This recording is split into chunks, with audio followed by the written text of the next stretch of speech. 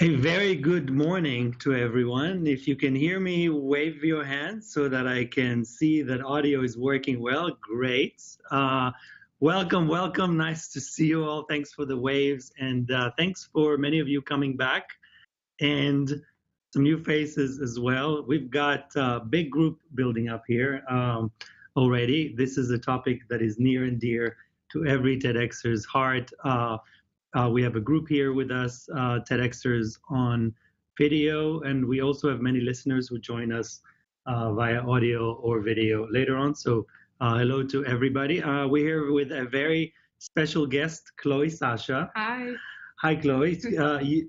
Cloe is the TED Speaker Development Director here at TED, and we're going to talk about what that means.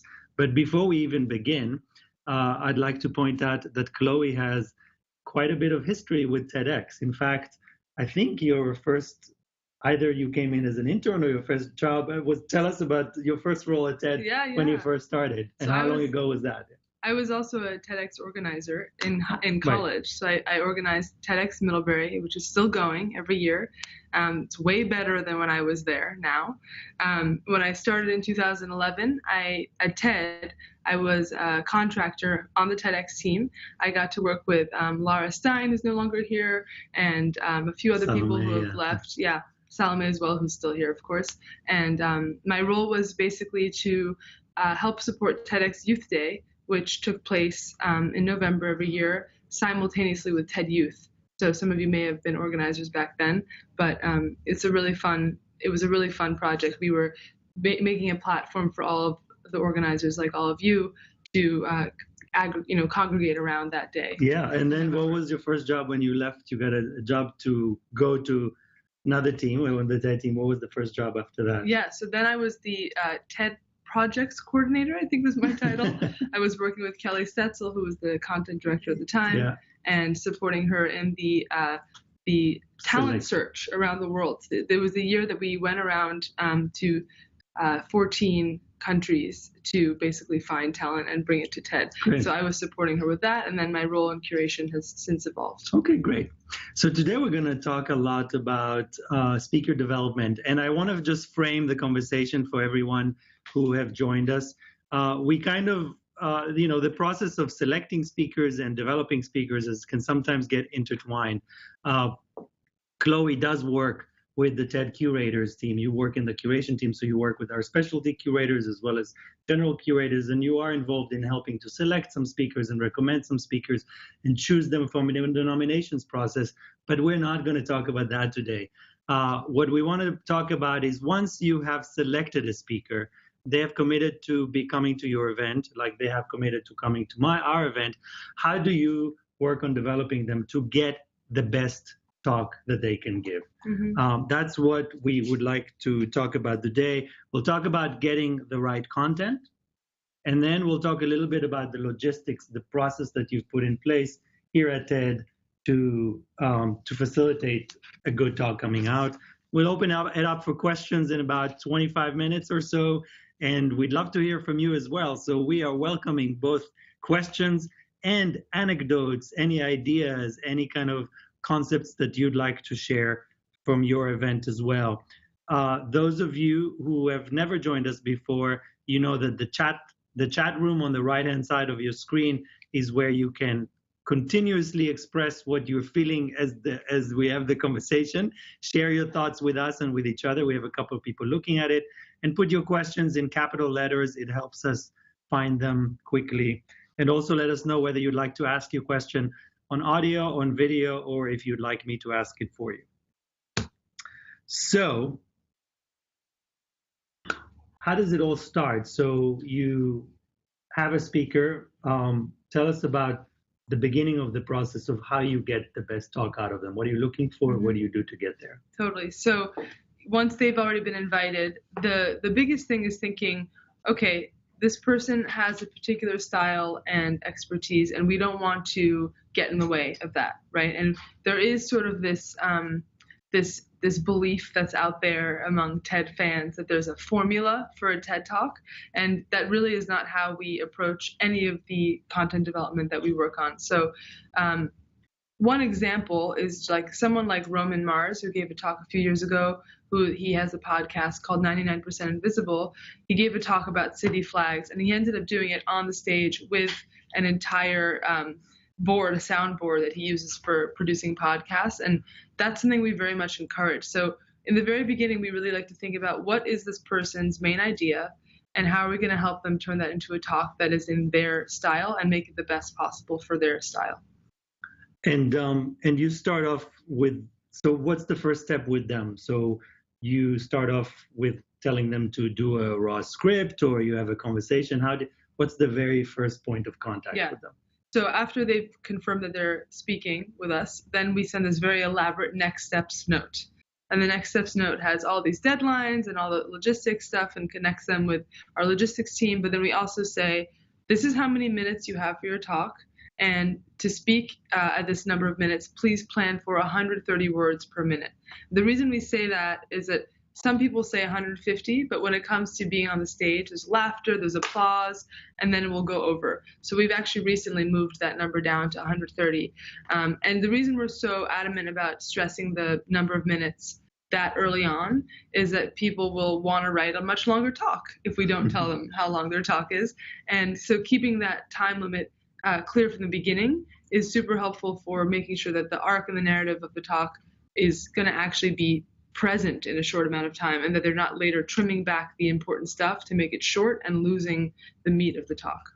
So you've mentioned a very elaborate document that you sent from TED to all the speakers. So my very first thought is we want to get our hands on this very elaborate document and share it with the TEDx community. I know some people thought what I thought.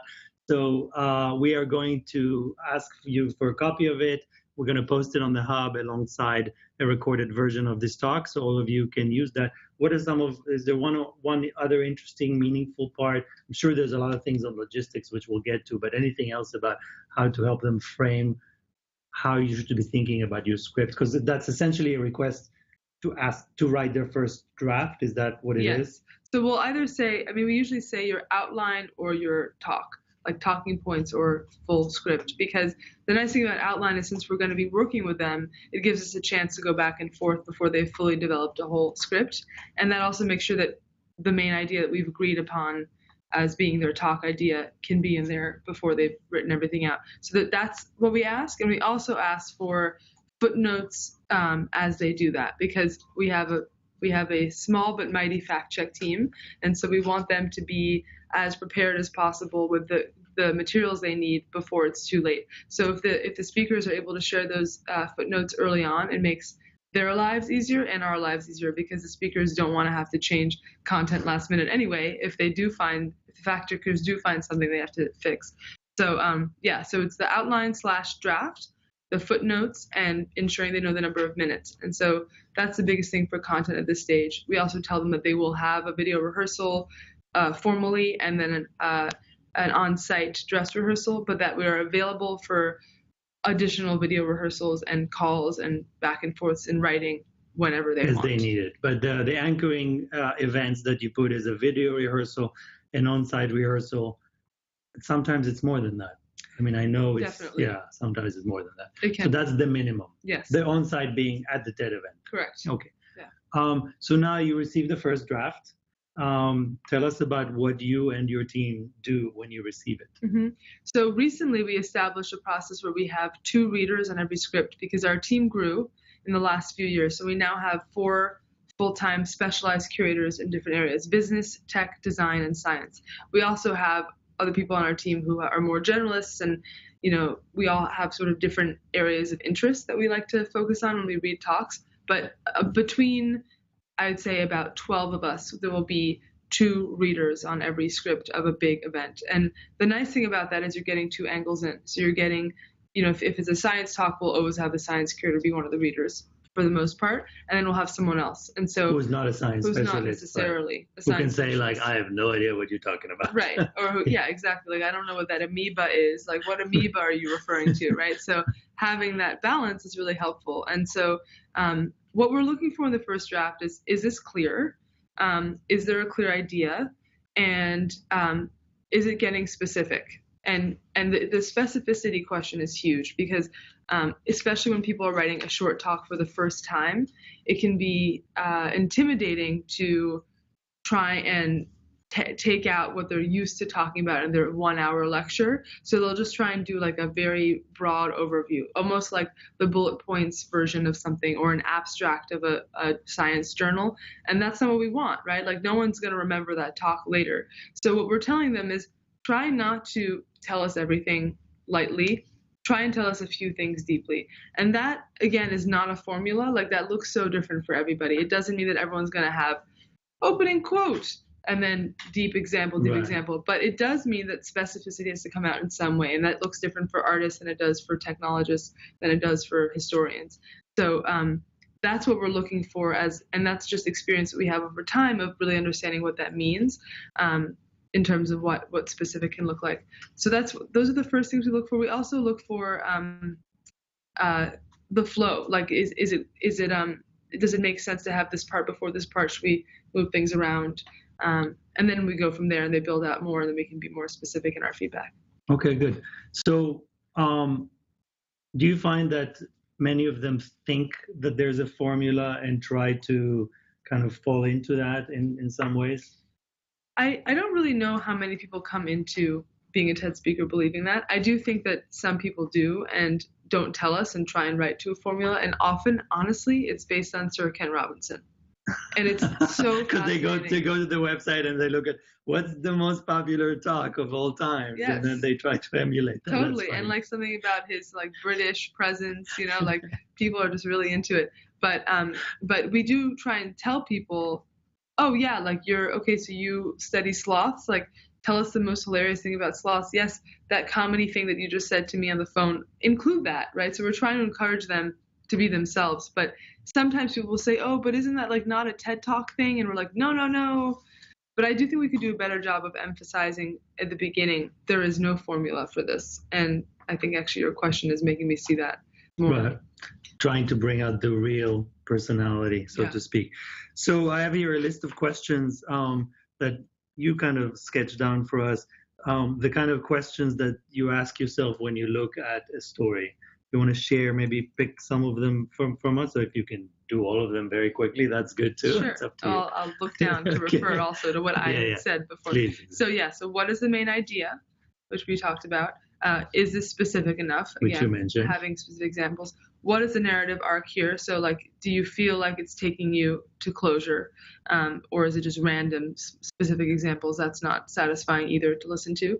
Is it too long? So that's an interesting question because obviously that's just a question of minutes in many cases, but also sometimes we'll realize we gave someone 15 minutes and that really there's like a lot of information in there that is superfluous and that maybe it could be shorter. We'll rarely tell someone they have fewer minutes after we've given them a set amount of time, but we might suggest taking out a whole part and then it ends up being shorter. Right. So that can be helpful. And then like what parts don't make sense. And that's a huge thing. So I think the biggest thing that I have learned over the years of doing this stuff is that if I listen to someone's draft or rehearsal and something isn't clear, I shouldn't ignore that. That's actually like a powerful intuition and response that means that other people will also be confused, probably. Hopefully I'm not just totally out of it, right? Sometimes I am totally out of it, but most of the time I'm not.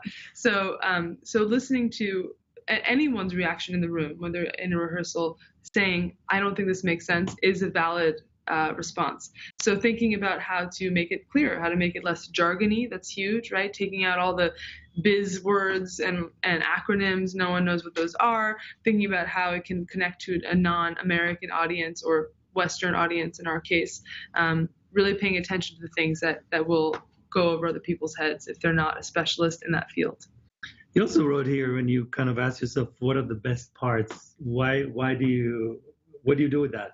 Well, I think that's often a question for like our social media team. So we try and help our colleagues on the other teams pick out highlights for their own products at TED. So whether it's like quotes or tweets or whatever, thinking about like what are the really hilarious or meaty moments of this talk that we can later pull from.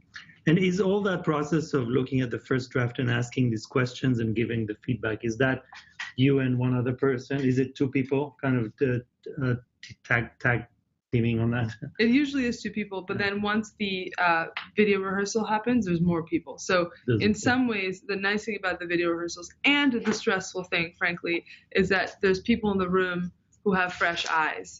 So in those rehearsals, someone will be listening to this talk for the first time after two readers have gone back and forth with that speaker for like 7 rounds or more.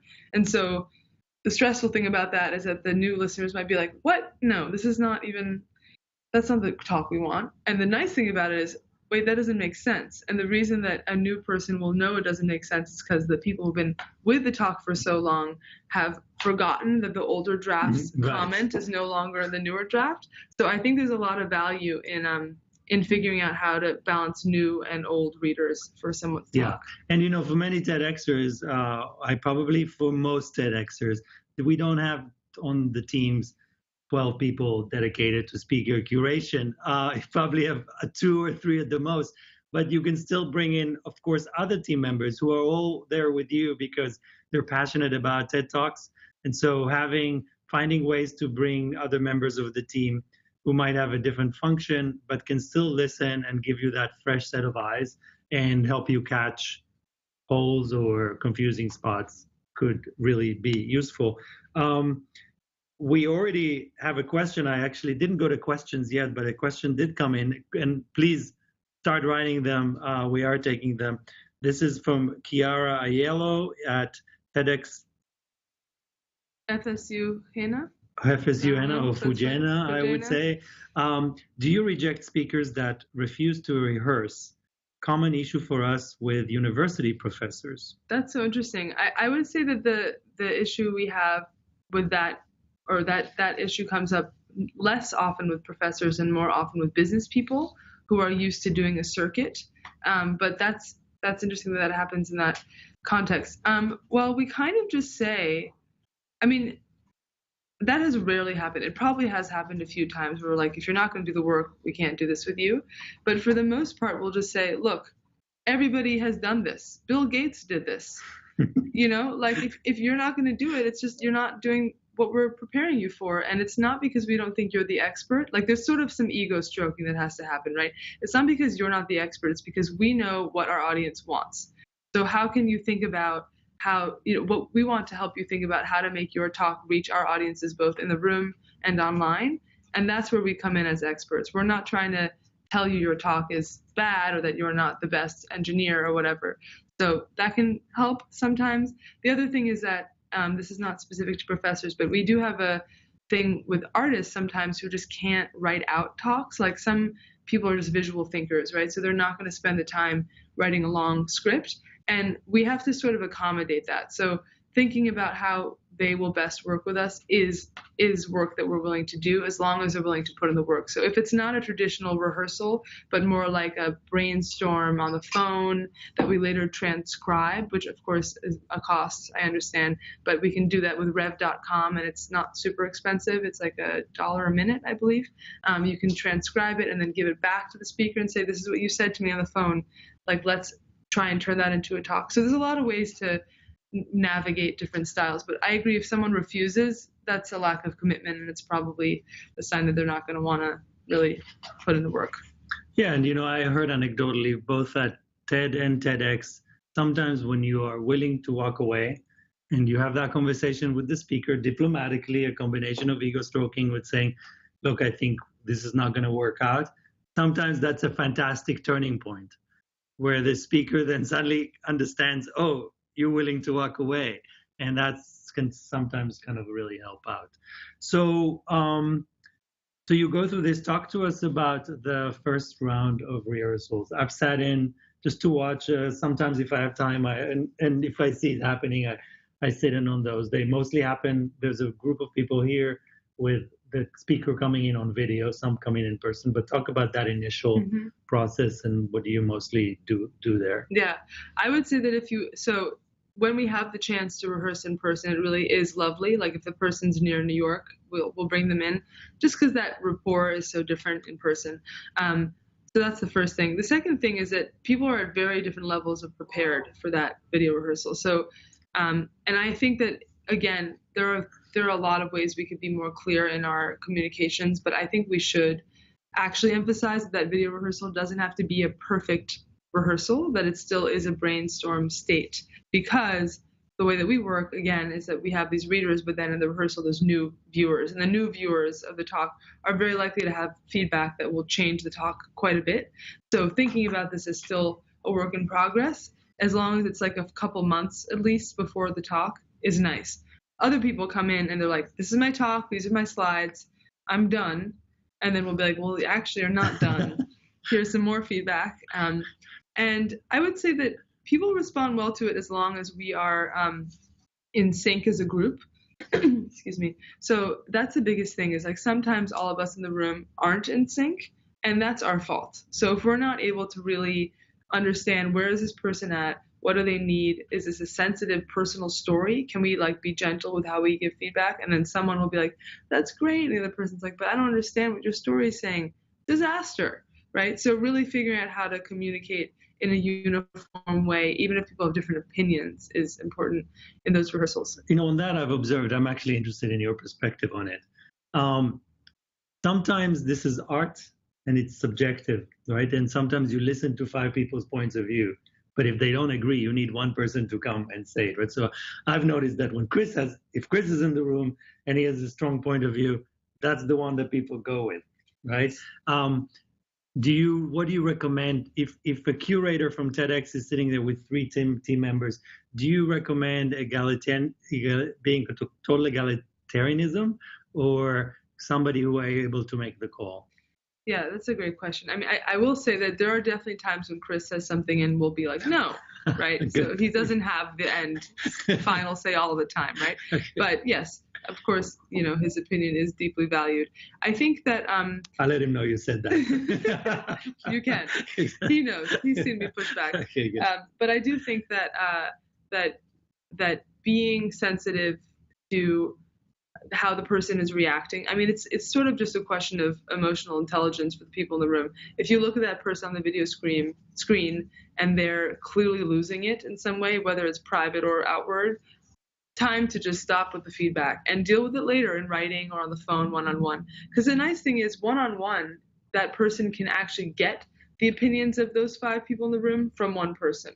So there are moments when we'll be like, oh wow, this is a long way to go, but we cannot share all of our sort of like critical opinions right now. So we'll be like, that's great. Like this person's going to call you tomorrow and we'll help you develop it. So I actually think having the moment of recognition when someone will need that is critical. And the person in charge, the head curator, is kind of, I think, in the position to make that call. And if they can do that well, their speakers will feel more taken care of. That's interesting. How to give feedback as a group is an interesting process, and I know that different people approach it different ways. I've heard from one TEDx organizer that on the final dress rehearsal, their rule is that nobody is allowed to give any negative feedback, but each person goes and said what they liked about the talk. So it's about lifting the speaker the night before or the day before, and it's highlighting to them what's really working well. And because they think that the speaker can't handle too much criticism, it's too late by that point. So, okay, and then you do dress rehearsals in the theater. I know that kind of gets scheduled in advance, and that's really fine-tuning by that point. Yeah, ideally it's fine-tuning. Yeah. So it's usually a day or two before the event. Sometimes it's the day of, because if the first session is the evening, like at TED in Vancouver, the first session is an evening session. So we will have rehearsals up till that session. So, I mean, there are some people who get to that point and still need quite a bit of work, but it's rare. And we try not to, at that point, there's sort of a feeling of, not resignation, but like acceptance that This is where they are. So nothing crazy is going to change. However, I have been with speakers until 2 a.m, changing slides, restructuring a section the night before. And that's what we're here for. We are willing to do that. We're not going to punish someone for, needing to change more things because we realize, or they realize, that they could make it better. And that's just sort of our jobs. So we'll do it. And a question from Wendy at TEDx DePaul University is, how long is this entire speaker development process that we talked about, from the very first draft until the day of the event? Yeah, great question, Wendy. It is very variable depending on when we've invited them. So, for example, right now we're already inviting people for TED 2019, but we will continue doing that for many months. So the person who's been invited now, if they're not a procrastinator, has a wonderful opportunity to start the process very early and go back and forth for almost a year, right? I mean, 10 months. Rarely does that happen. And we actually ask for a first draft. I'd say about for the main big conferences, like 4 to 5 months in advance. And if we invite people after that, we'll ask for it like 3 months in advance. And then sometimes we literally do invite a person a month or a few weeks before, and it's like, then it's on us to really develop them quickly. So I would say ideal, which I think is your question, ideal is like 4 to 5 months, because then if they're a procrastinator, they still have a chance. And if they're not, they have an awesome chance to make it really strong. That's fantastic. You used the word 4 to 5 months for the major TED conferences. And what you, I believe, refer to is that we also have TED salons, which are shorter events, an evening or half a day, mostly 2 sessions, I think, one or two sessions. So in many ways, that's similar to a TEDx event. To many TEDx events, some TEDx events, what is the timeline there? How does it change? Because that may be a little bit more relevant to TEDx. That's a great point. The salons we have in our New York City office theater are usually like between 6 and 12 speakers. So that could be like a TEDx event. I actually wouldn't say that I would say anything differently about those, mainly because the reason it is different for us is because of the size of our team. So it's proportional to the number of resources we have internally. So when we have like a 7-8 speaker event, it is a little bit less stressful for us because we can one-on-one take on these people and really work with them and spend hours on the phone. But when we have 70 speakers at TED in Vancouver, we can't all be doing that in the last 2 months, right? There's not enough hours in the day. So we do probably have a shorter runway for the salon events because we have more resources. And for those, we'll invite someone 2 months in advance, and it's not that stressful. I mean, for the speaker, it can be, understandably, but we'll really work with them. So it's interesting. I think what you're saying, the time that's required before the event is probably also a function of how much time as curator you have between the number of speakers. And most TEDx organizers actually work full time, do this on a volunteer basis, and 1 or 2 of them have small periods of time. So giving yourself 5 months for even if it's 10 speakers at your event is smart. I guess that's the conclusion here. I think so. Chloe, you know so much, and I can literally sit here and ask you questions. I'm going to ask you one more, and then we'll open it up to the room. So keep bringing these questions. Just walk us through kind of what the technical things that you give to them. So we talked about that initial document that you give to them. Is there anything else that you hand them in the kind of just tactile, or that we can steal and copy? Yeah. I mean, so we actually send every speaker Chris Anderson's book because it's like, here is a really detailed version of how to think about giving a talk. Not everybody will read that. I mean, you can also make a summary of it, like pull out things that you think are important as a curator. I think that can be quite nice in the context of your event or your own pointers. So giving them like a resource is a nice thing. We also we give them information about what to wear for cameras. So that's the thing we work closely with our video team about, and that's not going to be the same for all of you, of course, because you have different technologies and cameras than we have. But we say no dangly earrings, sometimes no earrings at all because of the mic. We say no stripes or very tight patterns because the cameras will make them look weird and jarring on screen. We give them information about like the hotel and travel and all that before we actually book it, just so they can have a sense of what's going on. But yeah, really most of it is just virtual, giving. We're not really giving them many objects or. And then they arrive. Do you meet them on location, and what do you do there? So we often meet them for the first time at the dress rehearsal in person. Right. And we do have we started doing this thing at TED, which I guess is a thing you could probably do at some events, where we have speaker mentors, which are former TED speakers who gather the new speakers and bring them out to drinks on one of the early evenings. And that's been a fun thing that we started recently. And it's a way to just have bonding and mentorship in some way from someone who's done it before. And the interesting thing too is that the questions that people have at that point are not like, oh my God, how do I make my talk good? It's like the little things that we can't really help with. Like, how do I deal with the fact that my Twitter is about to blow up? Or like, how do I respond to all the people who are going to start emailing me? And like, I've never had my Twitter blow up. I'm just a rando. Yeah. So, it's preparing them for fame. Yeah. It's one of those luxury problems. Sure. Fantastic. Let's see here. Questions from all of you.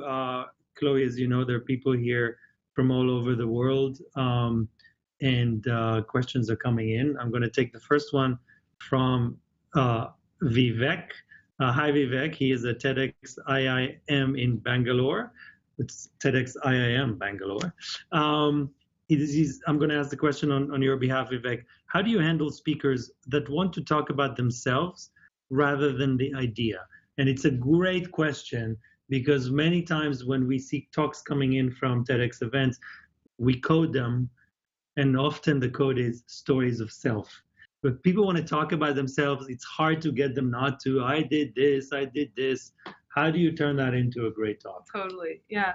Well, I actually think it goes a little bit back to the question that someone else asked about how do you handle someone who doesn't want to rehearse. In many ways, it's saying this is what people respond to, and that's how we're experts. We're experts in helping you make a good talk that other people will respond to. So, like one way, I mean, I've definitely had this conversation with people before where I'll say, it is really interesting to hear your personal story, but right now, the way your talk is, I'm not coming away with any new information other than your personal experience. And we want to understand this issue at large. And you are an expert who's capable of sharing this issue at large.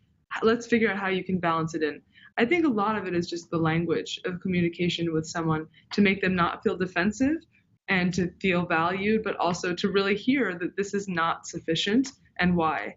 So that's what I would say. And I wish I could be more specific, but I think it's so case by case, right? So whoever you've been dealing with may have a different level of arrogance than someone else, right? So. Right. And one other approach is to tell them that TEDx, I think, actually tell me if I'm right, or how this could work.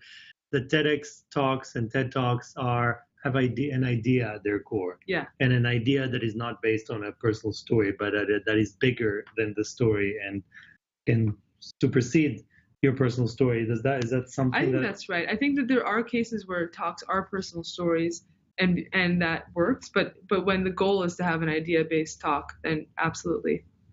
Okay, great. Let me take the next question. There's two here. Okay, so there's a couple of logistics questions about the preparation here. This one is from Hui. No event listed, no AV. I'll ask the question on your behalf. What happens if times run short in the speaker rehearsal, for example? They're coming in for the video rehearsal and you really see that they haven't prepared well for the talk on stage. Maybe even they come to the event, they do the presentation before, and you see that they're not ready. Yeah. What do you do? Well, this is, again, a question of resources. We will try and have someone to the rescue. So we have a wonderful colleague who we've hired full-time here, who's our speaker coach director, and she's been coaching speakers for a long time, and she is often our emergency help person who will pair with a person who hasn't prepared, and she'll work with them for a long time to get them ready. So if you have the support, I mean, like, we just think of it as we're here to serve. No one is getting paid to give these talks. They're giving their time. Even if they're not prepared, we still want to give them the best shot. So we just give whatever we can, basically, when that happens. Interesting. Okay. And a second technical question. Brett, I'm going to let you frame your own question. I see you on camera. Brett Simmons at TEDx University of Nevada. Brett, do you want to go ahead and unmute yourself and ask the question? Hi. Hey, can you hear me? Can you hear me? You know why we can't hear you? Hold on one second.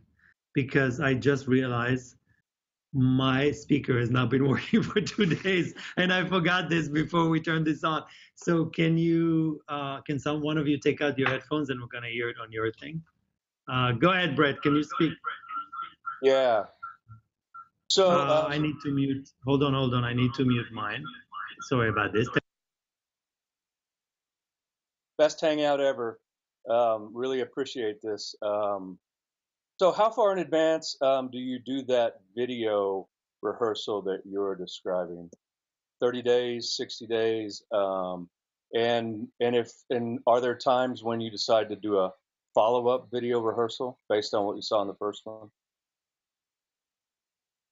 Yeah. Okay, here we are.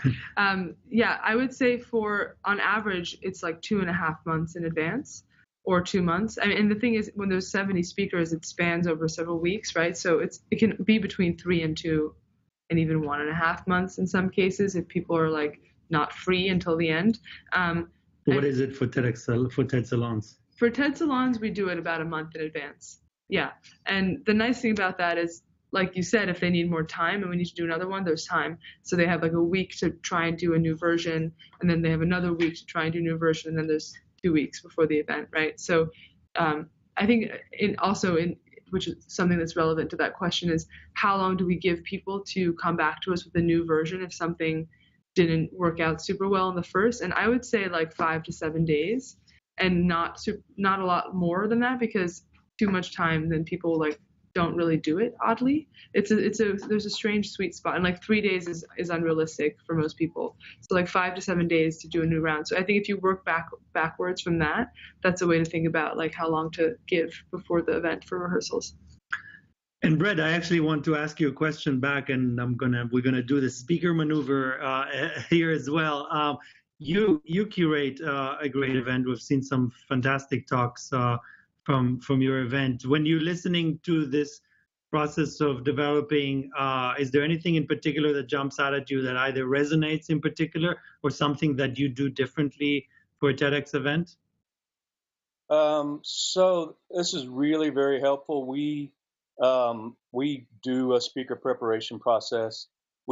Our event is in February, and we're already announcing those speakers. So we're 6 months in advance, and we're telling everyone that your script is due in November, a first rehearsal, and then in December, we want them to read from the script, and we put a stopwatch on it. In January, we do the final rehearsal where we see them.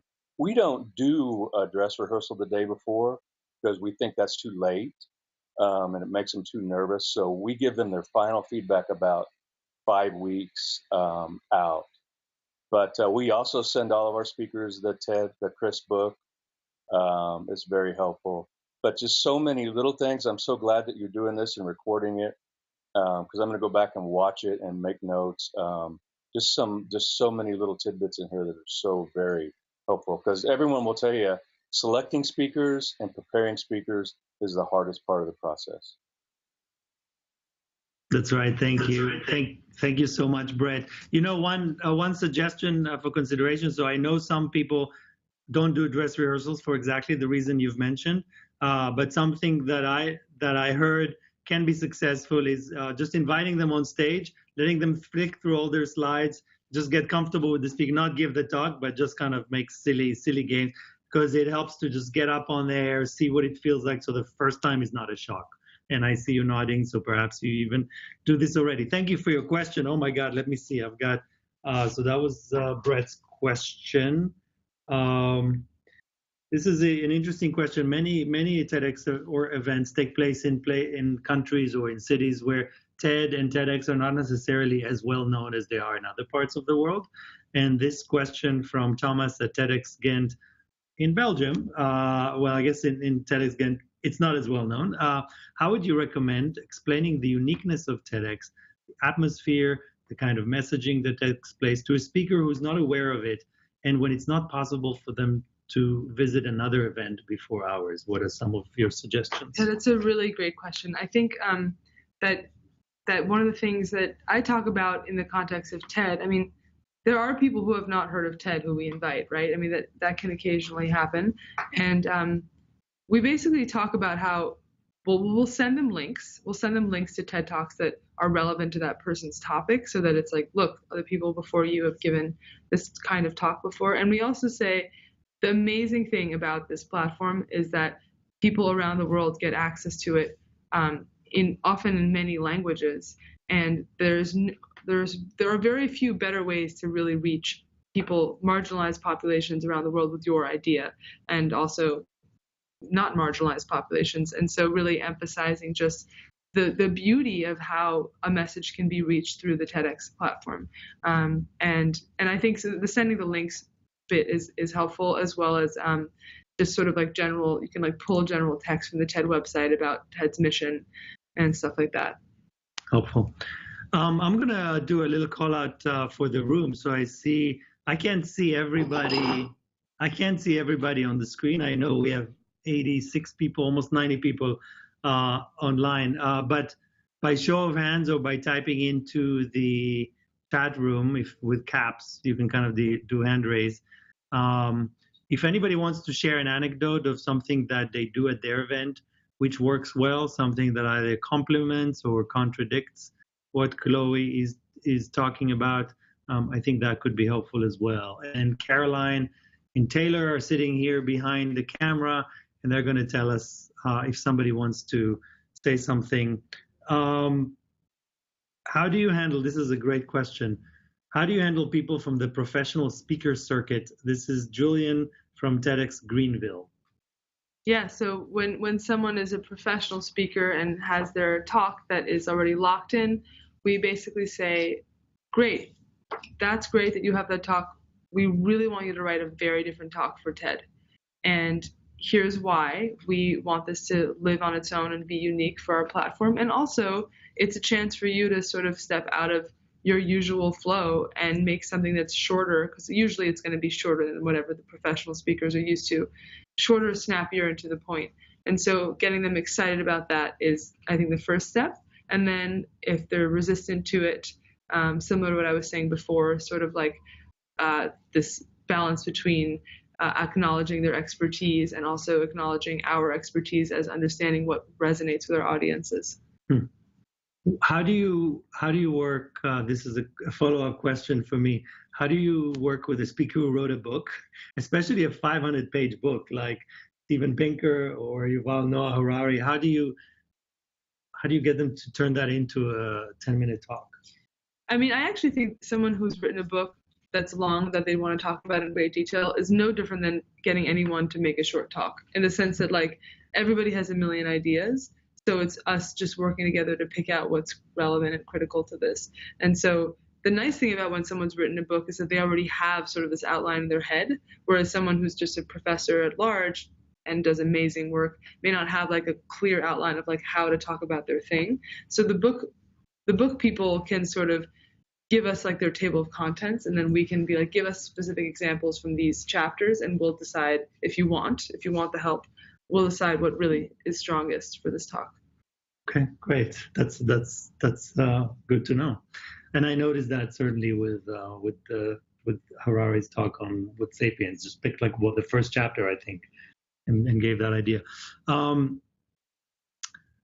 This is a question from Mena Salim at TEDx Youth at Alexandria, and who's not on video, so I will ask the question. How do you know when a talk is done? Because sometimes with all the feedback, in the end, the original idea is lost. Does it happen? Absolutely. I think that's one of the hardest parts of being the only person giving someone feedback. And that's why it's so valuable to have new ears and eyes in the room during rehearsals, or even on the script if you can't bring someone into the rehearsal, like later on in your feedback process. So if you start with a person and suddenly you realize 9 drafts in that they've lost the idea, really calling for help or getting some other colleague to read it and be like, does this make sense? What do you think is the main idea? And almost asking the new reader to respond as if they were an audience member, and then you get feedback from them on what's missing. So I would say the most important thing is not trying to do it alone, because it's so hard for our minds to separate from the details we've been so immersed in once we've gone down that path with someone. And then Miriam from TEDx London is asking a follow-on question.